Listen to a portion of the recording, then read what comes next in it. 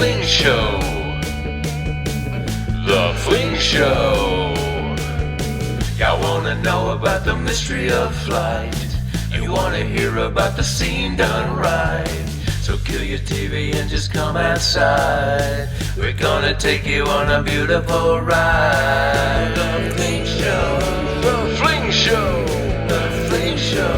The Fling Show. The Fling Show. Bam. Hey. I have arrived. Am I Hey, sideways? Chris. Yes, sir. Do I need to turn it the other way? I think so. How's that? Perfect. There it is. Hey, Marcus. Well, how's it going today? It's going great. Pretty easy day for me. Are you still working? I am. Good. Not too affected by this, so Good. I can't complain too much. Yeah. So what do you do for a living? I work as a private contractor. We remodel homes and bathrooms. We do a lot of glass, so windows, mirrors, stuff like that. But just I a lot of didn't know that. construction. We're kind of in the same line a little bit. Yeah. I did Custom not know glass that. is what I really like to do. So, Yeah. but You ever it's got pretty good hours. You ever run into like AP on jobs? Sometimes, yeah. Like We've done work with overlapping? him, and we've done work with him. And he actually sold us a bunch of carpet for our warehouse.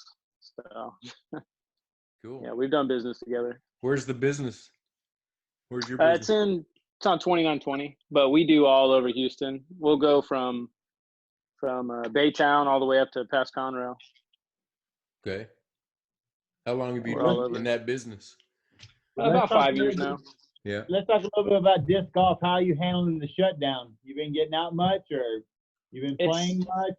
It's not slowed me down too much. I've been trying to have more solo rounds, so it's kind of better for everybody. But yeah, I've been getting a lot more field work in, I'd say. Mm-hmm.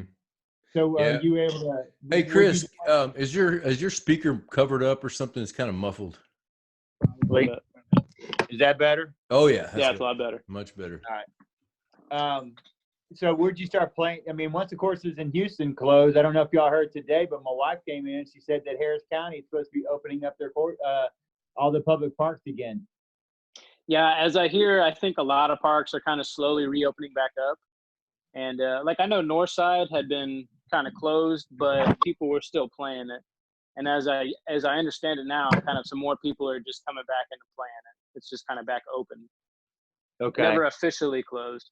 But for me, I always went to this small park that's in Tomball. And I like to go play by myself out there. There's a perfect little field. It's got 6 little baskets, and it's always secluded. So that hasn't slowed me down. I'll still go out there and get my field work in whenever I can. Awesome. But just not in a card setting or a big, large group setting, I imagine. Yeah, I've been trying to slow it down. Everybody's off. Everybody wants to go play. So it's hard to say no to your friends. Oh, yeah. It's hard that everybody's out playing right now. But, yeah, so it's been tough. There's some rounds going on right now at this moment, and I kind of just didn't want to add to it. There's just already too many people out there. So Well, you know, you kind of always did that anyway. You know, like we'd be out hammering it all week. Chris and we'd run into each other, and I hardly saw you out there. Every once in a while, Spring Valley or something. I wasn't seeing you around. You know, I think you were out working in your little field there, working your little. And I've been trying to do that more. I think it's really been helping my game. That definitely will help your game. Sometimes I play with people I don't want to play with, or I'm focused on other things other than improving my game and really trying to play the course. I'm playing the people instead of the course, and that's not right. Yeah. Mm-hmm. Were you playing solo around that time you called me? You found my disc in the tree. Okay, I guess I was supposed to ask you that. Oh, I'm sorry. Go ahead, Chris. Is the story true that you happen You're to find muffling again, Chris? I don't know what's going on. You're covered up. The story goes as you found his dish and you called him. However, you were not able to retrieve it at that time. And there was a certain reason for that. Can you verify that reason to be true? I can verify that. That is definitely all true. It was definitely one of the craziest things that's ever happened to me in my entire life. And it happened while playing disc golf. So, Well, go ahead and embellish, because this story needs to be told, because the moment I heard it, I was kind of like, I don't know about this. yeah. So I was playing Stonebridge with a friend of mine just before Halloween. It was probably a couple days right before. And we had the whole course to ourselves. And we got to hole 15 at Stonebridge. And I threw a shot, it hit the middle tree, and it shot way right into the woods. So I went to the woods looking for my disc. And I'm a pretty curious person. Whenever I see something that's out of the ordinary, I'll go check it out. And I saw this purple sweater in the woods. And I went up and looked at it, and it took me a couple minutes to realize what I was looking at, but it was actually, I found a human body, and pretty crazy situation. And it was someone we all knew. And from my perspective, he calls and says, I found your disc. And was it that king? It was that same blue king, I think. Anyway, I can't remember. No, I think it was I think it was a mid-range, I want to say, to be honest. Okay. But anyway. And, it was, yeah. But anyway, Marcus called me, and I can't get it, though. I'm being interrogated. I think that's. So, yeah, I called the police, and as I'm waiting for the police to get there, I see a disc hanging up by the basket, because I just got all this free time. I was there about an hour, overall waiting, and I see his disc up there. So I asked the cop, "Can I get it?" And he said, "No, I have to keep it there for evidence. I'm not allowed to touch anything." So, and they took my shoes off and everything. That's the crazy thing too, is that I looked for that disc probably right there, for an hour, like maybe the day before, and I know the body was there probably, and I never noticed anything. It was amazing. I didn't find her, yeah, exactly. I wonder how, hey, Chris, you're muffly again. I'm not sure what's going on. How's that? Better. That's a lot better. Yeah. So, yeah, I know those people, that like some of the first rounds I played when I moved here from Kansas City were with Woody and his family, his kids. And yeah, it's a sad story. I felt bad for the kid, because he was kind of made to be in on it. And yeah, I don't know how. I never really heard the rest of the story.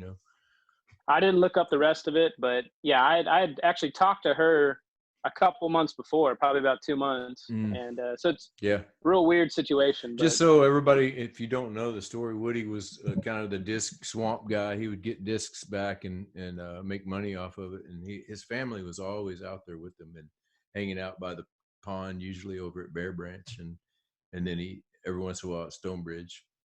But I knew him from Bear Branch, and I played first round. I think one of the first rounds I ever played, except for my round with Dixon out at Spring Valley, and the whole family, and I just thought they were very nice people. I was a little sketchy with Woody. I recognized some kind of sketchiness.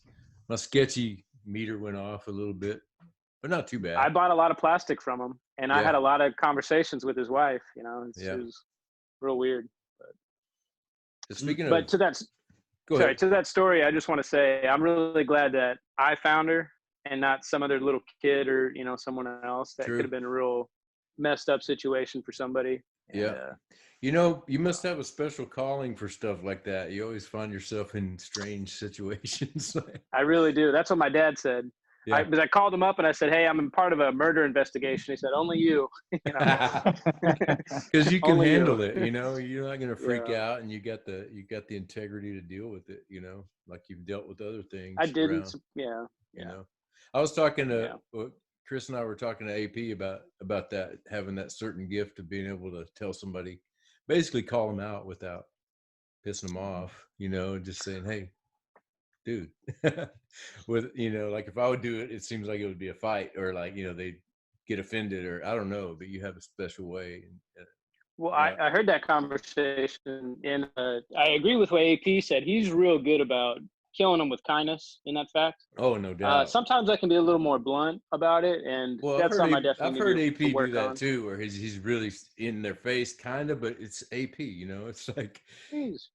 What are you Yeah, gonna Marcus, do? that's, You know? Marcus, that's funny you would say that because the first rounds I played with you, and I'd ask a few other people when we had interviewed them what kind of card they like to be on.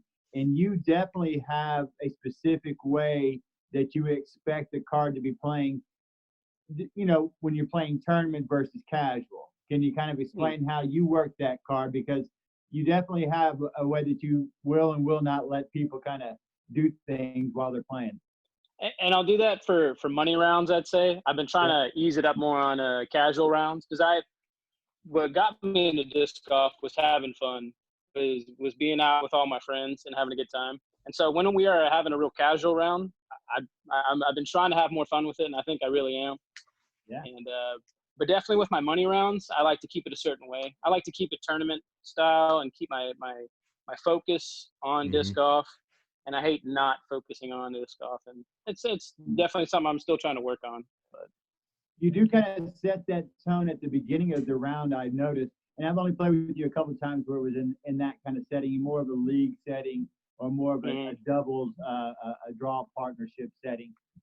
But you do set that right up front with them, you know, the expectations of standing behind, you know, maintaining kind of a quietness about what you're doing while everybody else is shooting. And for me, that comes Chris, from a golf background. One real quick, hold on a second. Chris, you're muffly again. If you could fix that, it'd be great. It sounds Y'all are killing me. That's not what I wanted sideways, but you said it keeps it keeps there's like what muffly. I need to do right there. About That's halfway beautiful. through, it keeps I coming like out. that. Yeah, that's Right better. there. Hey, it looks better too visually. And can you hear me better now? Definitely, yeah. All And right. that was going to be my next question anyway, Marcus. What kind of a sports background do you have? Coming from a golf background, my family is really big into golf, and I played a lot of tournaments. Actually, at Spring Valley, I played most of my tournaments from age 8 to 10. And then I played a lot more from then on. But around the age of 14 to 15, I quit playing golf, and I started falling in love with disc golf. Mm-hmm. How does Spring Valley compare to other courses in the area for a ball golf course? It's just a little, I mean, it's very easy practice course. Mm-hmm. Be nice. Yeah, it's Be nice. It's I come a little from a golf dinker background course. as well. Yeah. So, yeah. Well, I we mean, all know the difference. I thought it was hard, but you know, ball golf is hard. Well, for I grew up playing there, I guess, so I have a different feel for it. It And seemed tight to me, you know, it was like that whole one, man. Jeez. It's a fun little course, though. Yeah. Yeah. But I still like disc golf more. Yeah. Yeah. Yeah. When exactly did you make the switch? Probably around 14 or 15, right when I started picking up disc golf, and because I wasn't as good at both. I played with really good my age. Anybody we know? So. Okay. No, I don't I think mean, so. people that play disc golf. I'd have to look up those old because I know names. AP has a background in ball golf as well, and he was fairly good. Well, he was fairly good at ball golf. I'll say that. I was just okay. You know, I could play, but my tournaments. You know, I played a lot of tournaments, but I didn't do as well as I wanted to do. Any other That's why I sports? was eager to make the switch. I mean, I wrestled in high school. I played basketball. I played a little bit of everything, to be honest. What high school? I went to Oak Ridge. Oak Ridge. Okay. Are you and Mayo similar in age? Yeah. He is a year younger than I am. So actually, I knew of him in high school. So you're like 30, right? 30-ish? I will be 30 in about less than a month. Nice. Wow. Yeah. Those were the years. I'm excited. It's coming up quick, though. Well, you know, I always thought of you as older, you know, than that. I mean, No older soul. I mean that as a compliment. Mature. No, I've heard that a lot of my life, so I appreciate that. Mm-hmm. So getting to your disc golf career right now, I mean, you're in advanced. What's your plans moving forward? Do you see yourself going to the pro level? What are your plans? So last year, I kind of really made the switch to open because I do plan on playing at a higher level, and I like to put in more time. So when back in 2015 or 2016, I was working at a restaurant, and it actually caught on fire. And for 3 months, I was getting paid. And so for that 3 months, I was getting paid to play disc golf, and it really changed my mind on what I really want to do with my free time and a lot of my time, and that's to play disc golf, but not just to play, but to play at a high level. So I made the switch last year, and I was lucky enough to win my first open tournament. Nice. What was it? You know, really won at the what was it, the Southern Star. And so that was a goal that I had really set of I eventually got to do that. And so I hit that pretty early. So now my next kind of goal is to just really play a lot more consistent and just to keep it up there. What do you think the key is to, I know practicing, you know, but what kind of practice do you do? Just a little bit of everything. I think really for me, what it's coming down to is my putting, the short game. And a lot of that really comes down to mental focus. Of which I think you have an excellent short game, by the way, in case people don't know you. Or, I appreciate that. yeah. I'd like to think that's the worst part of my game. Okay. But He has a great overall game, but yeah. Yeah. How many aces do you have? But it's about a mental focus. It's about really keeping it. And there's sometimes that I've kind of fallen apart mentally in a round, and that'll end up costing me a lot of money. So that's really my goal. Yeah, everybody does it. Yeah, everybody. And we saw last season, we saw Macbeth do it once. Yeah, exactly. Once. Some of those guys, they're pretty well rounded for every tournament. It seems for me, I'm coming in once every 5 or 6 tournaments. I'm really showing up the way I need to be. Yeah, it's interesting, and something I noticed when I started playing in Open in Kansas City. The big dogs would come to town, and you'd always kind of bank on them being up there, and a lot of times it wouldn't happen, you know, and then it would happen. You know, it's like by the end of the tournament, there they are, all 3 of them, yeah. Or, you know, whoever showed up. 3 rounds, they'll claw their way to the top. Yeah, and they won it, you know, they'll figure it out. And so that, you know, how would you do that? How do you do that? How do you get to that level, you know? Yeah, I mean, well, for me, it's especially when I play like a 3-round tournament, you're going to have a bad round somewhere in there, and you're going to shoot bad at some point. It's just about recovering from that and then not letting it take over. And I see a lot of people do that. They'll fall apart, you know. They'll start having 2 or 3 holes back to back that are just terrible, and they'll kind of give up mentally. Just say, I don't want to be here anymore. I don't want to play this anymore. Yeah. And I see that a lot from a lot of players, and I'm trying not to be like that. Have you ever had that? Have you ever had that give up feeling the whole round, and then you finish and you're going, oh, I'm in first, or oh, I'm like 2 strokes off the lead, or, you know? I'm guilty of that. Sometimes I'm a little too negative on myself for my rounds because I want to shoot better than what I do every time. But I'm definitely guilty of that. I'll be mad at myself by the end of the round, and I'll turn in a great score. And I'll look at it and go, okay, well, maybe I shouldn't have been so mad. I should have just kept the positivity up. And I probably would have had a little bit better of a round if I would have been a little more positive, just, you know, being happy with the small victories that I did have. Yeah. Just a little insight on that one. When we did that film session at Stonebridge on those new holes, Hemi pointed out something in regards to each time that you finished a shot.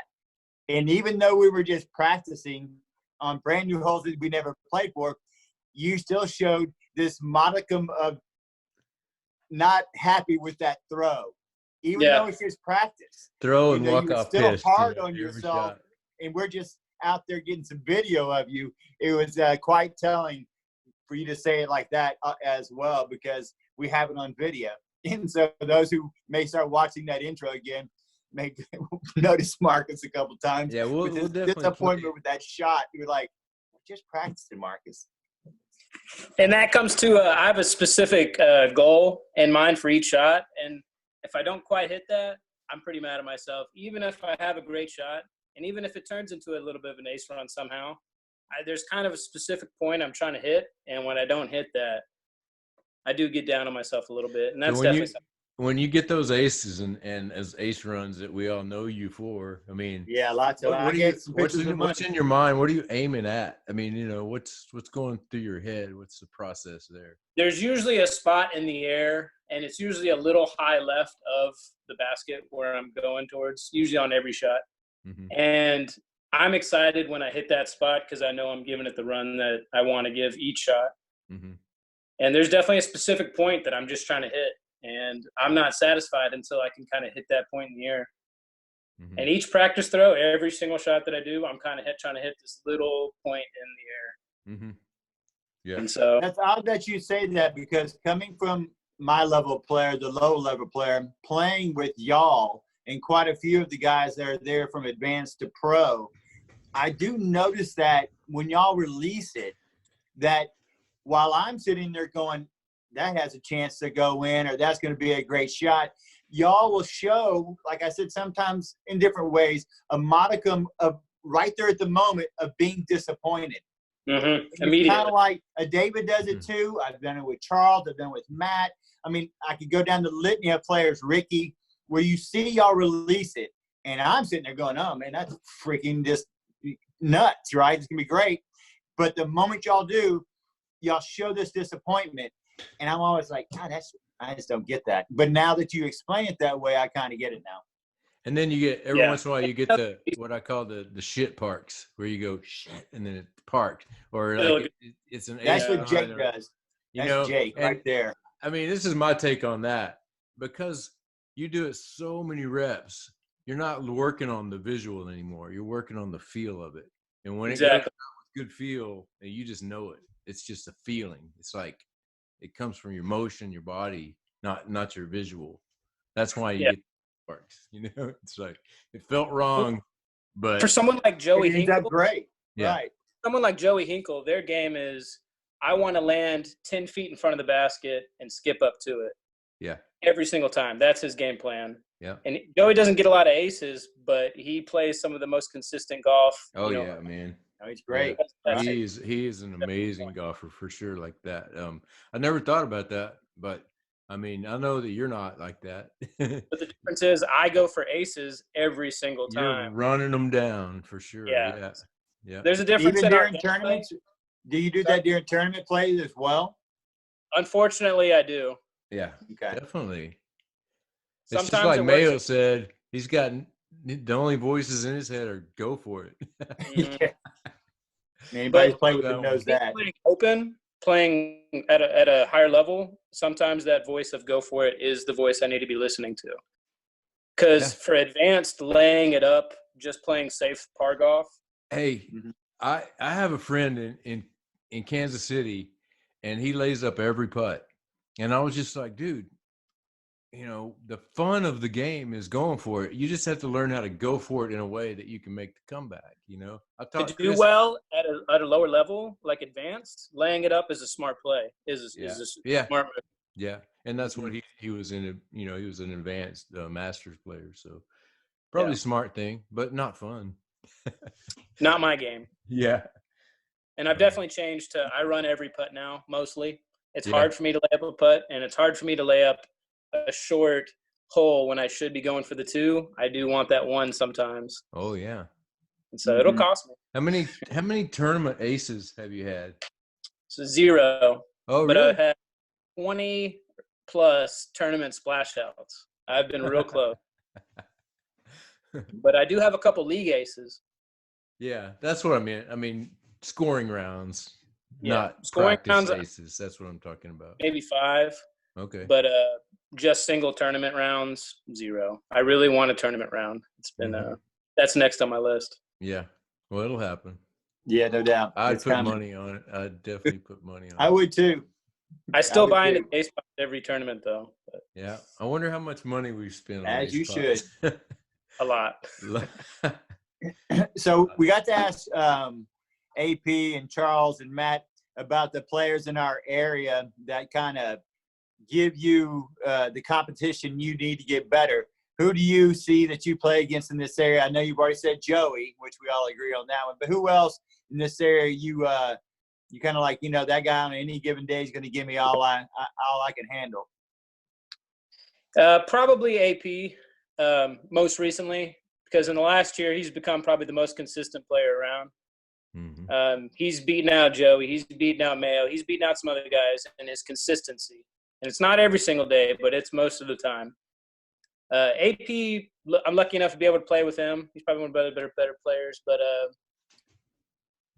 Tanner Gerard from the South Side, he's a guy I like to – every time I have a chance to play with him, I like to because, he teaches me a lot every single time I play. He keeps it looking easy, and that's what the game is. It is easy. He is so smooth, man. He's So smooth. His flick. And flick he's got 450 power, both forehand and backhand, and that's Yep. tough to get. And touch. And He's like we were on hole 10, I think it is, over at Northside. The last hole coming out of the woods. Okay. 10 or 11. And he was kind of like sawed off, and he had like a lefty angle from about 90, and I was thinking, oh well, that's good, I'm gonna save one here, and he throws a little touch flick in, and he figured it out. Yeah. He really, after playing with him this summer, man, I was my flick improved just by osmosis, just from watching him. I've picked up a couple things, and he hasn't been playing that long, so it's cool to see somebody. And I'll say that too to Freddie Meza, another guy. Oh yeah, hasn't been playing that long. Yeah, they've got good form, and getting good form right off the bat is the key to becoming a good player. You got one more I think you forgot about. He's young up there in the Shawshank area most of the time, where he and his daddy and his young brother play. Charles Moore? Moore. Oh, Charlie Moore. Oh yeah, definitely. Charlie. I'll give it up to Charlie. He's young and up and coming. He's got a talented arm. Can get it out there now. Is really starting to put it together. There's only a couple guys who can get up to the 500-foot distance, and Charlie is starting to be one of those guys. Mm-hmm. So hey, look out for Austin too. He's starting to bomb. Austin who? What's his last name? He's gonna kill me. Nichols, thank you. Okay. Yeah, he's really studying it too and doing a lot of field work. And that's what it takes. Whoever puts in the time. Mm-hmm. You got to get doing that your research. fourth link in the chain right here. This one. Yeah, I'm trying to work on that. For so long, I came from right here, and then I learned you got to unleash, but you got to load it up with that. So before I was looking forward, which is a problem. So I fixed it by looking back. But now I'm trying to work on curling it in a little bit more there. That's the link. That's what I'm talking about. Exactly. And that's where that extra whip. Not just having it straight, but really coming around. Yeah. It's called the whip. The whip, exactly. End of the whip. That video I saw, that really helped me a lot. I don't know if you saw that David Dunapace I video. posted that. Okay. Maybe not the one you saw, but I linked it up. We were talking about it, and I started messing around. I saw that, and I was like, "That's it right there." I played around with him at USDGC during the round, and I was lucky enough to draw him one of my first rounds. I think it was my first round. I don't know what year it was, but he was debuting the dart. Oh, okay. That was his disc. Ago. That was his disc. Yeah, it was probably like 09 or 10. But anyway, he was debuting that disc, and he threw it on every shot. Putts, drives, everything. When I first started, the dart was one of my favorites. Beat him by 30 strokes. Really? But no, he's older now, and man, he's that explanation is the best I've ever seen. That visual representation in that video really helped me out. That's where I was getting all that stuff into the whip and then that thing. So that increased. There's another golfer in our area that we better give a little credit to, because if we don't, we're all going to get an earful of it, who has that whip, but he also has like an 87-inch reach as well, being about 7 feet tall, and that's Ricky Bobby. That's another one out here who could definitely put it out there and has a very good overall game as well, and on any given day can beat anybody. Oh no, lankiness definitely helps, but he's got the good form now with his size, and he's figured out how to use it correctly. Yeah, yeah, and when he's on, he's a great putter. Yeah, and long putts for him, long putts for us are short putts for him, just because of the reach alone. Oh, he makes like 120 footer look like just a little pitch. Yeah, a little tap in. He's also got 15 baskets in his backyard, so he does a lot of practice. And counting. He has problems. It shows he really does well. have some problems. He has some problems. He's a hoarder of baskets. How about you? But if I could putt as well as him, I would do a lot putt? better. Yeah. Yeah, no doubt. What That man baskets? can putt. What baskets do you put on at your house? What do So you? I've got a marksman, and I've got an old chain star. Mm, Mm-hmm. The chain star is starting to fall apart though, so I mainly use the marksman. mm-hmm. And that's the one for people that don't know, the little tiny one. The single. Is that the disc? Dynamic disc? Yeah, the dynamic Okay. one. All right. And I've what do been you trying to putt look for with? the basket though. I'm sorry. What do you putt with? What are your putters in your bag right now? So I've switched over to Casey Pro Aviars and hard links. And why is that? So I switched to a harder putter recently, and it's because I think it'll just help my consistency and my follow through. And I want to say I've been putting better. It's made a difference. I was pretty stubborn at sticking to a softer putter for a very long time. What are some of your putting games that keep you interested at your So house? I'll go around the circle. I don't really have any points set up, but I like to focus on what I'm not doing well at. So I'll figure out if I'm not straddle putting very well, I'll kind of just focus on that for a day. If I'm, not getting outside my jump putts very well, I'll focus on those. But I'm really just trying to mix it up every day, just doing a bit of everything. And I like to put some music on and just putt around for about an hour each day. Okay. So when awesome. I'm really into it, I go in little short sessions so that I'm not feeling like I'm stuck. Yeah, and I've been wanting to do that, but it's hard for me to motivate myself to get back outside after. But with so much free time lately, I've actually been going out like 3 times a day sometimes, Yeah. Are you do you live alone? You live where No, I have a roommate. Okay. And you are both essential? You're both Yeah, working? he's very Good. essential. He works for the power company, so. Oh, good. Yeah, we got. But it's wonderful because he's never here, so he works the Nice. night shift. I work the day shift, and I'm able to putt around outside whenever I want to. So it's nice. Nice. Y'all have pets? Yeah, he's got 2 dogs, and I'll take them out with me sometimes. What kind of I dogs? love them. 2 little, just mixed dogs, Mutts. both little black kind of terriers almost. Right on. But I haven't gotten to take them out disc golf, and I haven't done that yet. But I'll take them out to the park every once in a while. Now, we haven't been able to talk about your sponsors. Are you sponsored at this time? Are you looking for sponsors at this time? What are your thoughts on that? Not sponsored. I'd always be open for a sponsor, but I'm just kind of waiting this for one? Maybe. Well, that's what we're trying to do. We're trying to, obviously one of the reasons why Hemi and I created this is to make sure that we get the players in our area, A, the recognition they deserve, and B, their name out there in front of hopefully people that get to see them and get as interested in them sponsoring them, because you're showing the love and the passion for the game and growing the game and a very good understanding of it. So, that's one thing that we're trying to do is to get y'all out there and get your name out there. Luckily, I've had the opportunity to work with you in the tournament setting this last Texas State Championship. And I can say without a doubt that hard worker helped me out tremendously,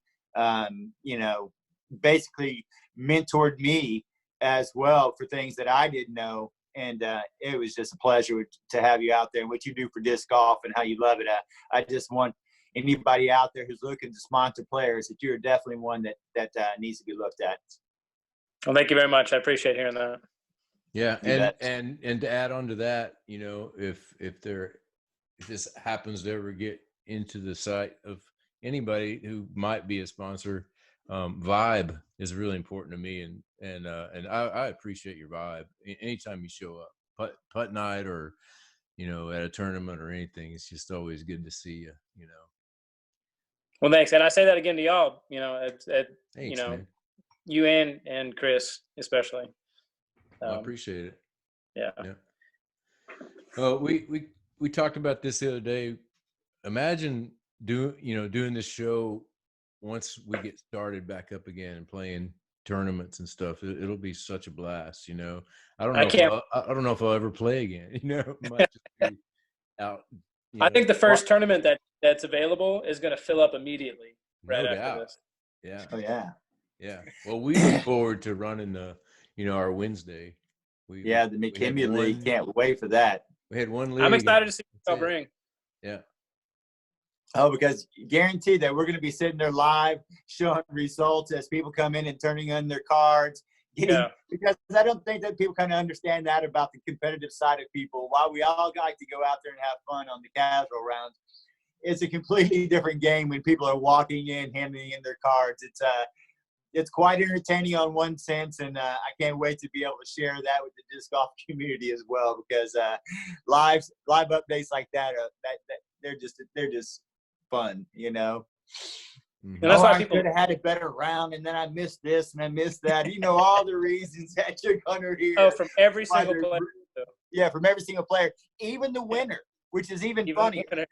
Even the winner will come in and be like, "Well, I could have done this and I could have done that, and blah blah this, and blah blah Everybody that." You go. gets one out And there. first place is Alex Hughes, and he's over there That's complaining about the 5 putts he missed. That's funny because I just remembered a story about Nolan. He shot an 18 down one time, and they were like, "Man, how did that happen?" He's like, "Oh, freaking missed a putt on whatever." That's how it happened. He was worried about the one he missed, Yeah, that's all you remember. You don't remember the ones you made. You remember the ones you missed. Yeah. Well, that being said, what's your favorite moment in disc golf? I mean, for me personally, my favorite moment has been winning the A tier in Waco. I'd put a lot of time in practice in right before that, and it came down to some very highlight moments right at the end for me. And that last kind of putt to seal the deal at the end of that tournament was kind of my favorite your moment. So, competition in that one? Yeah, who's on the card? I can't remember everybody's name, but there are some guys I had played with a lot, and I had gotten to play with the last couple of years over Texas. So I knew everybody I was playing with, but I was down by, I want to say 5 or 6 strokes coming into the last round. And Jeremy Colling actually called out my name right before. And I got to talk with him, and I told him, "Hey, I'm going to win this tournament." I was being real cocky. And he goes, "Okay, I want to see it." And I kind of came back and did it. And I don't know, it was a pretty good day for me. And it's one that I think about and kind of still motivates me because it was a pretty big win. Nice. What was the turning point in that round? Do you remember the moment that you said, "Oh, I've got this. This is mine in the bag"? Because being 5 down, you're obviously not saying 5 down, I've got it in the bag. But when was that moment? What hole was it? Do you remember? I remember exactly. So it's hole, I want to say 15. It's one of the hardest holes out there. It was a par 5. And I was kind of catching up to everybody back by then. I was playing okay. And I threw my drive down this hole. And it's the tightest hole, one of the hardest holes I've ever played. And I threw my drive, and it was the most perfect shot I've ever thrown. And when I got down there, way down there past everybody, I talked to the spotters, and he said I'd gotten farther than any of the pros had gotten all weekend, any of the top name players. And so that really put a fire in me right there. When they were taking, triple bogeys on that hole and I was going up for an eagle, it was that was the turning point, and I made sure I capitalized and took it from there. Now, did that get you into the lead, or were you tied, or it got me back to tied because everyone was really falling apart by the end of that round. And then the last 4 or 5 holes, I got a stroke every single hole on them there.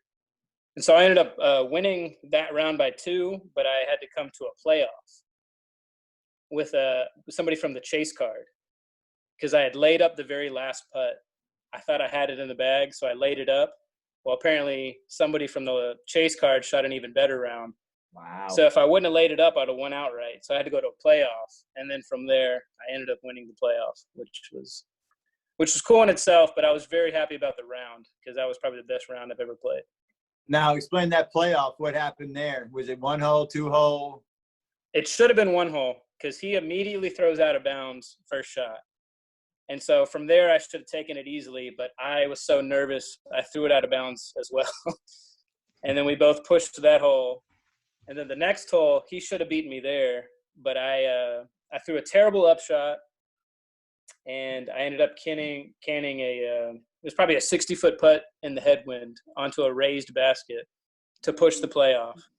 And then the next hole was, I don't know if you know hole 17 at Waco the Beast, the dog leg right, best lefty hole you've ever come Aced to. that one. Are you talking about the short one?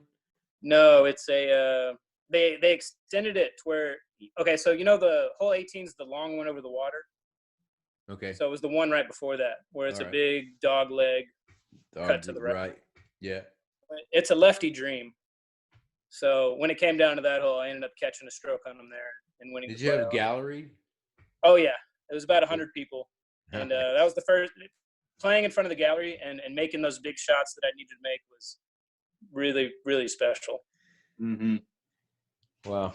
Yeah, I've seen some interesting things happen with galleries. And what's the guy's name? Dacius one time. Dacius Dasby? Yeah, I saw him hit these putts, man. And he's not, he's a good player, but I mean, with the gallery and all that, it's like 100-foot putt, It's some people can handle the pressure. Yeah, it's interesting to see when people step up like that, And you'll see some of those big pros, like there's some good players who can't handle the pressure. Yeah. And I'll just like Philo, he's a really good player. Sometimes I think the camera gets to him a little bit. Yeah. And then there's someone like Paul Macbeth where he gets the camera on him. He wants to do something special, and he usually does. Yeah. Now, did you have support? Did you have support from the gallery when you were playing? Did you sense that people were supporting you or supporting one of the other players while y'all were playing? I had some support from the Northside family. There were some Northside players out there, so always representing. Yeah. And people like seeing good shots go in, so yeah. You got to support a 60-foot headwind elevator. Yeah. Well, let's segue a little bit. That's a perfect segue into the Northside family. Let's talk about them and how they've how you've been a member of the Northside Chain Gang as well. What's your thoughts on that? Well, I kind of came into it. I was just playing casually by myself one day, and I met up with somebody, I can't remember. And they said, hey, why don't you come play with the Northside? Come play some minis and all that. And I had no idea what he was talking about. And they introduced me, and, I didn't stop ever coming. It was a family right off the bat. I know a lot of people that I've known for about almost 10 years now from it. And are you on the board, or what do they call it? I'm not. Okay. I'm not. And I haven't really wanted a lot of responsibility. Yeah. But coming into the future, I think I'll be wanting to do a little more, maybe run a tournament eventually, something like that. I kind of am the same way. I always consider myself more of a player and not a member, but it just, it's, how can you not want to be a part of something? I had to prod him. I had to prod him for about 6 to 8 months, just so you know. But I knew it was in there. You know who knew it was in there also was Matt. Matt he kept prodding me. And then that made me prod him, and how that works. Because if you ever do a tournament, you have support from us, especially from me, anytime. I feel like anybody around here has a lot of family support from our entire Northside family on anything they want to do. Yeah. And that's why I want to see more content from the Northside, just, we have a lot of good people who are putting out a lot of good content lately. Yeah. And I'd like to see more. We have to get Joey on, when we first started talking about doing this thing, Chris and I, we were like, Joey was the first person we thought of because he's so funny. Absolutely. We're like, we need somebody with a sense of humor, man. I'd love to see Joey on here. I'd love to pick his brain. Yeah. And just to shout out, he really changed my game a lot.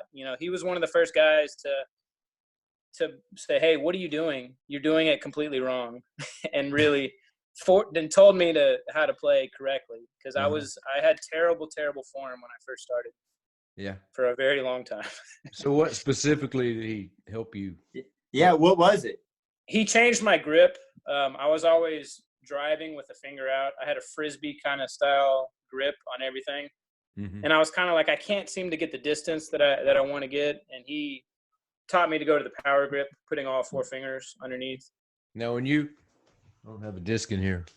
That's a tragedy that I don't have a disc in here. I got some over here. Okay, hand me one. When you grip, do you have different grips for different throws?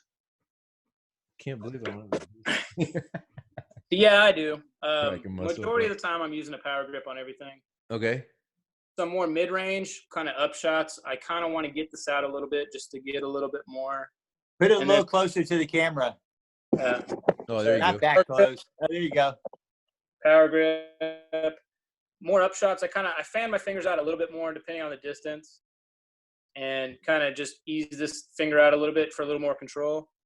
Yeah. And then my putt, of course, I keep the finger out, and I kind of Interesting. putt with the finger. Wow. Hmm. Do you hyzer putt? But I for try the most to do part? everything. I try to do everything with this power grip. Hmm. Do you What'd you say? I'm hyzer sorry? putt for the most part? Yeah, I tried switching to an anti putt, and it's not my style. Yeah. But when I first started playing, I was using a driver. I was putting with a Wraith. So my putting style is very much a hyzer. That's funny because I told Chris the story about a kid in Kansas City when I was playing really well, and he's approaching me, and he had troubles with putts and stuff. What do I do? And I was like, man, sometimes when you're in a funk, just putt with your driver. Yeah. You know, it'll get you right out of it. Your most stable driver, even, pull out a Firebird. Yeah, Firebird's a really good choice because it wants to cut hard. Yeah, you know where it's going. And Yeah. and so months later, fast forward, I ran into him. He's like, man, I'm just kicking ass with my driver.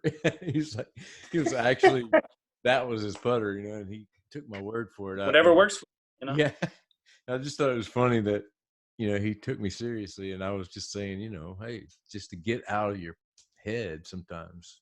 Just to change it up every once in a while. Another thing I like to do, and I don't know if there's any, I don't know if it works for everybody, but sometimes like sit on a bench sometimes and putt. Yeah.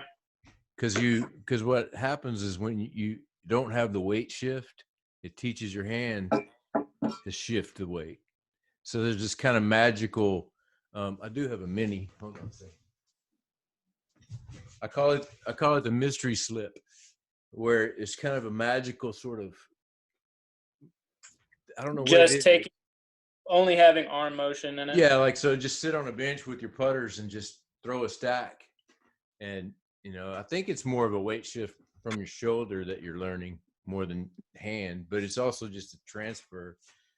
And I had heard that from you a long time ago, you talking about that. Yeah. And I noticed for me, when I'm messing up a lot of my putts, it's that bottom weight shift, and mostly it's from my legs. Uh-huh. That whole bottom weight shift is usually the part that I'll mess up more than anything else. That's what I was telling Chris, because he thought my little step motion was on purpose, and no, it's a yip. It's a yip. When I practice putt, my front foot doesn't slip at all. It's stuck in the ground when I'm just practicing. But in tournaments, I get nervous, or I don't know what happens, but it's like a yip, and it's a nervous thing. I'm almost thinking about it too much. Yeah. And instead of just being natural and smooth about it. So that's why I'm trying to practice more every day, so I don't think about it as much. It's just more of a muscle memory. Mm-hmm. Get out of your head. Yeah. Sometimes I need to get in there, though, but. Yeah. Yeah. Sometimes I need to get in there and I can't. Yeah. I'm just stuck in no man's land. But anyway, this is a lot more fun than competing, actually. Doing this. I'll take this job. Yeah. This stuff, days are done, maybe. I don't know. But we're going to get to see another view coming in our next couple episodes this week. We got Courtney and Trevor coming up. Doing them on Friday, so another great one. And we also, I don't know if you got to see, we did Meredith just right before yours as well. So I've seen it, but I look forward to it. Yeah, Meredith was really good. I mean, it was just really good. Yeah, it was our first time that we were ever really, except for this one. I'm really enjoying myself here, Marcus. Thank you. Me too. Yeah, of course. Good. It's really. I'm a little nervous on camera, so I'm sure. No, you're doing great, man. It's amazing. Yeah, you're doing great. Yeah, good sell. Next, Meredith, I talked to the Gorilla guys too, Vandegrift and Patrick. I like a lot of what they do. I like Chris a lot, and I like a lot of what he does. So yeah. I like supporting him. Have you played Alvin? I haven't gotten to play there yet. Oh, you gotta go. After seeing that video of you acing, I kind of want. Man, go right before dark. So you get Okay. I got a whole round in, and then I was gonna go home, and he kept messaging me. He was serious. You gotta stay, man. You gotta stay. And he was supposed to meet me, but his wife wouldn't let him. He couldn't get out of the house. I understand that, but Yeah, I do he too. kept saying, "No, you got to stay." And I was like, "No, I'm tired. I got to get home." And I went to 18, and I started doing a wrap up, which I didn't ended up not using in the footage, but I was doing a wrap up, and I was saying, "Hey, we blah blah blah blah," trying to make up something, and all of a sudden the lights came on, and it was amazing, dude. It was like somebody flipped a switch, and I've heard nothing but the good things whole about that. course lights up all at the same time. It's really spectacular. And then I'm kind of jealous they have it on that south side. I wish it was more on the north side. well, it's a Mhm. model, it's a model that we can use. We need to follow it and pitch it to people and get one. I agree with that. Get one. Let's get one if we like Yeah. it. And you can only like it because I didn't have lights on my discs. You could, I suppose you could put lights on your disc, but they made it easy enough to where you're not going to really lose anything. And Were the fairways rough getting off no, of there? man, no, Not not bad. at all. It's There's just one I windy. didn't You got a lose. lot of wind down there in Alvin, though. Yeah, That's what yeah. you're dealing You with down there is the wind. can lose something, but I played a few holes, and I never felt like I was going to lose it. I even threw my main drivers, in the dark, without lights. Well, I want to play in wind. That's the only time I want to play in practice now is when it's windy. Same Right. Here. Yep. Yeah. But for the novice, sometimes the wind is intimidating. So going out there, Yeah. throwing something Yeah. without a light on it's not something you want to do. Absolutely. Personally, I would Oh, I yeah, put yeah. something that lit up for me. For Yeah, I y'all, would. it might be a little bit different because you have a little more control over it. I like going in the wind now, but it's, it can be intimidating, that's for sure. Just Wind golf can be frustrating. That's Yeah. for sure. Yeah. Oh, yeah. That's a good place Especially to if you don't learn. know what disc choice. And finally, once I realized what disc choices to use, it changed the whole thing. I was like, oh, I like going against the wind. Oh, Yeah. I like going into, I like going with it. Oh, now I get it. But it took me a few years to get used to that. I was like, every time And I go out to have the right North disc. Christian. I played the Kansas City tough. wide open one year, and the wind blew almost up to 40 miles per hour every day. 3-day tournament How was the putting? every day. That'd be a I nightmare to me. killed it, man. No, no. You know who won it was Rico, Okay. and I was warming up putting with him on the final round, and we were out there, and he just like out of the blue, he's like, "Hey, check this out." And he flipped his putter over like that. He goes, "This is how you do it." So he putted upside down, and he goes, "Just put a little ante on it." And was he making them? Yeah, that's how he won. He putting Those are upside the down. tricks I want to pick up. That's a good one because you get that thing like that, it's not going to fly off, and it's pretty stable. So you got to put a little ante on it. It makes sense. I've seen a It's couple like times. that thing you listened to AP when he was talking about putting and the different kind of baskets and what kind of discs to use, and if it's a certain basket, or was that Charles? One or the other was really Charles was talking about how his putting got better because he had to learn if he was using which basket he was putting to, and whatever basket he was using, that would dictate what putters he would use, and that kind of information is just especially with Mayo because he doesn't adjust his putt. As much as, he knowing what basket to put on. In other words, he's still going to slap it in. He's just got to figure out which angle it goes in better on that basket. I think he changes putters. He doesn't change the putting style. Yeah. He still fires it in there. Yeah. Yeah. Which is a good putting style for him. Mm-hmm. When he's on, he's on. Mm-hmm. Yep. Well, that's what I noticed with my kids when they were putting over the net on the trampoline. They putted better when they were in midair, Yeah. Like they were way up here, and it was just like there's just something about that motion. They're firing it in there. It forces you to do it. I imagine.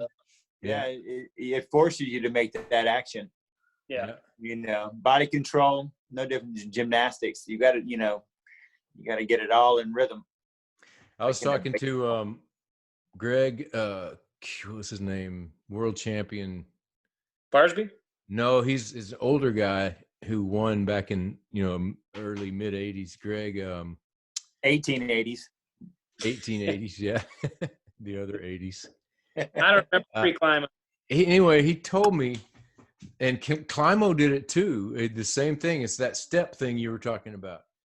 He figured out that you can't see my foot, but like say this is your foot. He takes that first, like he'd put his mini up here, and then he'd take a step and then putt, and it'd get him in the flow. And he said that's how he won his first world championship. And then That makes sense. And then with Climo, he even talked about it in an interview. He would take his foot, lift it up, and then putt. So he's lifting and then putt. It's kind of an I think odd it gets thing that to weight do. shift easier. Yeah, weight shift and rhythm. Rhythm. Yeah. Rhythm's probably the best word for it. So who's the best putter in the game besides, Macbeth? Yeah. You can't answer Macbeth. Who's the best? Yeah, you can't say that. That's too easy. Yeah. Who would you I'd say? have to go with Ricky. I like Ricky's putting. It's probably the consistency. Yeah. He always seems to hit center pole every time. Yeah. And just like Ricky Bobby, he's got crazy range.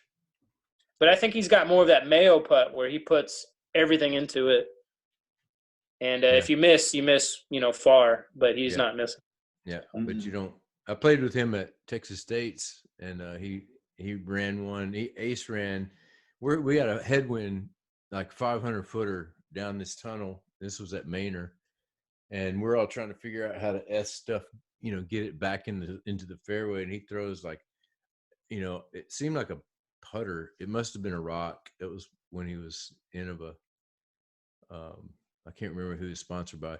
Blows by it 50 feet. I mean, ace runs it 50 feet and then makes the comeback. And this was, in 2015. So, he was pretty young and just kind of an up and comer, and I think he ended up winning it. But he's not ever afraid of making comebacks, He's kind of like you. He runs everything down, Yeah, he's all or nothing. Yeah. Because he knows and I like that it. style. That's how you win open, though. Yeah. You have to. If you lay up those putts, you're going to get second or third place. You're not going to win it. Mm-hmm. And I'm all about that first place. So. Yeah. The problem is I can't always make that second putt. Oh, you'll get there. Yeah, you'll get there. Yeah. Putting more time in. Time and intentions. Yeah. If you want it, you got it. Mm-hmm. Well, that's we're like a little bit over an hour, but it's great talking with you, Marcus. Thanks for spending some time. Sorry I was a little late to the Not worried about it at all. Is there anything else you'd like to finish up the show with? Any shout outs or, we'll give you the next few minutes of whatever you want to yak about. No, any leagues you can't wait to play again when every league can be reopened? Any one of those? Not really leagues as much as tournament. I really want to play a tournament. Are you signed up or were you signed up? Yeah, I was signed up for Texas State's. I was signed up for a couple others. My next one is NAC. So I'm really hoping that NAC doesn't get pushed away. I think that's June, early June. What are they playing, the same 3 courses? They're not playing Pioneer. You're playing the Lake twice. What? Yeah. Do not play Pioneer. I'm sad about it because I like Pioneer. Yeah. Pioneer is one of my favorites in the state. It's a great course. My problem is I'm only shooting 3 down while everyone else is shooting 10 down. Yeah. But I still liked playing it. I love that course. It I'm reminds me of like a mini Waterworks. See, I never got to play Waterworks. Yes. It just reminds me of McDade or Moffett. Yeah. Kind of a good park. So. Yeah, it's good. Not a Turner Park. Kind of reminded me of Turner. Did you ever play Turner up in Dallas areas? Good rolling hills and stuff. But I'm wanting to play more Dallas.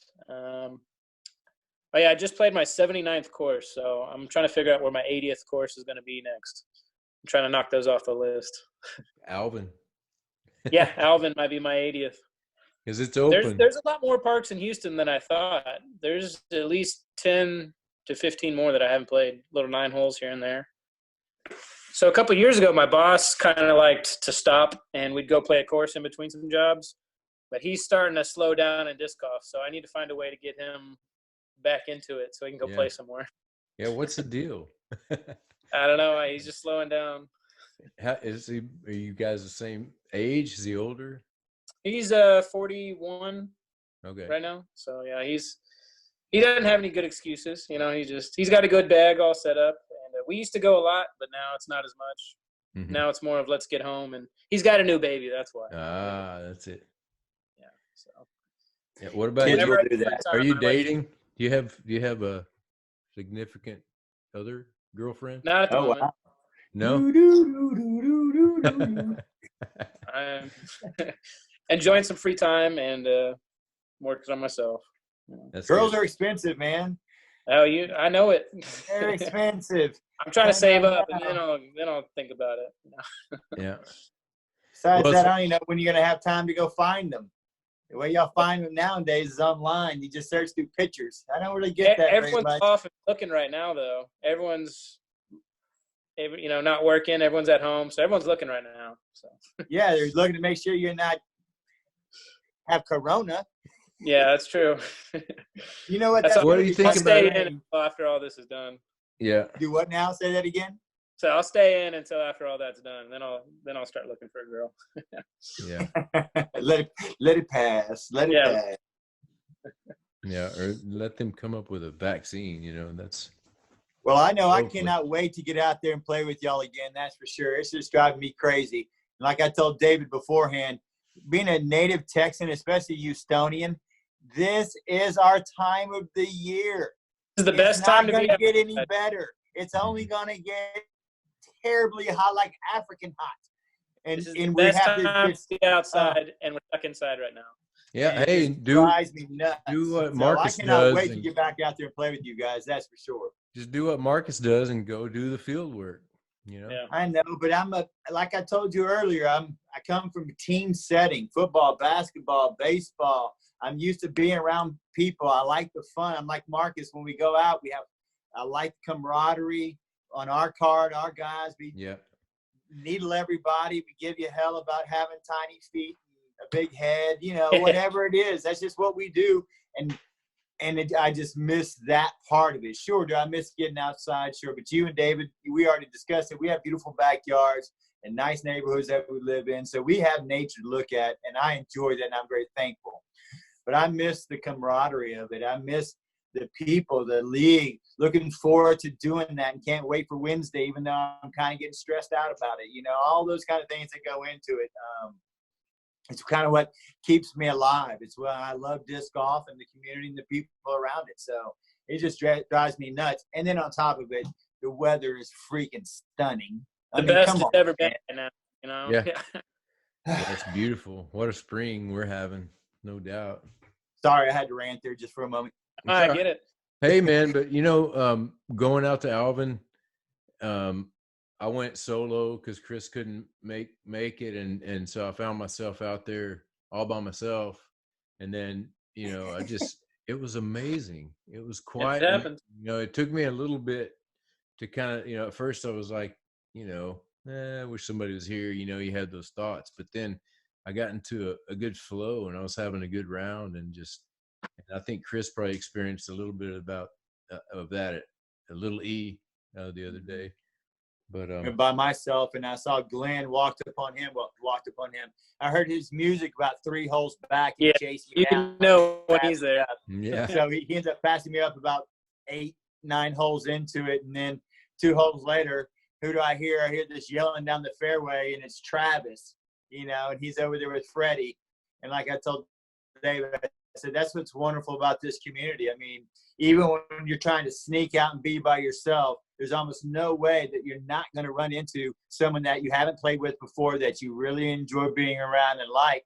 And unfortunately, I was trying to keep distance in the phone and, hey, Glenn, what's going on? And, while that was our communication, and, I normally would have just hooked up and we would have played the round out and had the great time. But, you'll see. I still enjoyed it, though, to be out. You'll see it on the new foot. I left G-Man in there. I had to give him a little shout out. He's at the first of the video with Matt and Mayo. Yeah. You'll see the G-Man, just like you always do every time you go play. He's out there somewhere, lurking, pushing his little stroller, jamming some music. Single round that I have, I love my single. I prefer to meet up with somebody and to join somebody else's round. I love playing with new players. Same. How we grow It's fun, but I love meeting and playing with that game. Now we show Yeah. it, and then those people that we play with, they see it, and hopefully we bring them into the family, and everybody gets to enjoy the next round. And then we call them and say, "Hey, guess what? We played last week. You want to do it again?" Then yes, and then that's inclusion. I love including it. I want to see more people coming out. Agreed.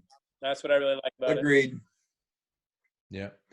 Well, once again, thanks a lot. You are kind of breaking up on me, so I'm gonna have to end it here. I don't know if we got the last bit of that, but anyway, it's been great. Good seeing you, Marcus, and just hanging out. I mean, more than just getting information from you, but it's good stuff, and good to see that you're still, focused on it and doing your thing, and we're proud of you, man. We support what you do, and if you ever need anything from us, man, just let us know.